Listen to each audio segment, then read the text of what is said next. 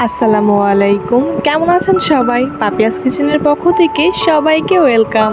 আজকে আমরা রান্না করব চিকেন রোস্ট। ঘরে তৈরি যে কোনো রান্নায় খুবই সুস্বাদু। আশা করছি আপনারাও বানিয়ে নিতে পারবেন ঝটপট। রোস্ট বানানোর জন্য প্রথমেই আমাদেরকে মুরগি রোস্টের সাইজে কেটে নিতে হবে। এবার আমরা এই কেটে রাখা মুরগির মধ্যে দিয়ে দিব 1 টেবিল চামচ ভিনেগার। হাতের কাছে যদি ভিনেগার না থাকে তাহলে আমরা ভিনেগারের পরিবর্তে লেবুর রস দিব। এবার ভিনেগারের সাথে মুরগিটাকে ভালো করে মাখিয়ে নিব। এবার একটা কড়াইয়ের মধ্যে বেশ কিছু পরিমাণ তেল দিয়ে তার মধ্যে মুরগিগুলো ভেজে নিব। চিকেনটা হালকা ভেজে নিয়ে রোস্ট করলে খেতে অনেক বেশি মজা হয়। 5-7 মিনিট সময় নিয়ে মুরগিটাকে ভালো করে এপিট ওপিট উল্টিয়ে ভেজে নিতে হবে।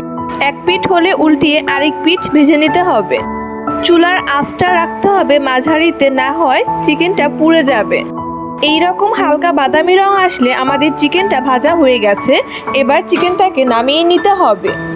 এবার আমরা একটি পেস্ট বানিয়ে নেব। এর মধ্যে দেব 4টি কাজু বাদাম, 4টি কাঠবাদাম ও 2টি পেঁয়াজ, 1 টেবিল চামচ চীনাবাদাম বাটা ও 3টে কাঁচামরিচ। এবার এর মধ্যে অল্প একটু পানি দিয়ে এটাকে ব্লেন্ড করে নেব।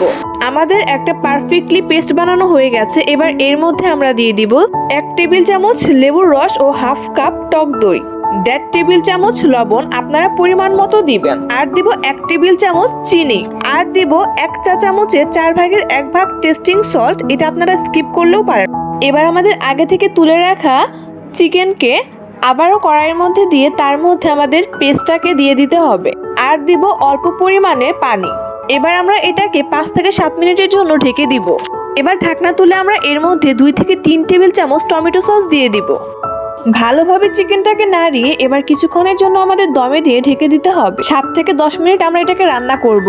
আপনারা যদি ঝোল রাখতে চান তাহলে হালকা একটু ঝোল রাখবেন, আর তা না হলে মাখো মাখো করতে পারেন। খুবই সহজভাবে আমাদের আজকের রোস্ট রান্নার রেসিপিটা হয়ে গেছে। আপনাদের কাছে যদি আমাদের ভিডিওটি ভালো লাগে তাহলে অবশ্যই চ্যানেলটি সাবস্ক্রাইব করবেন।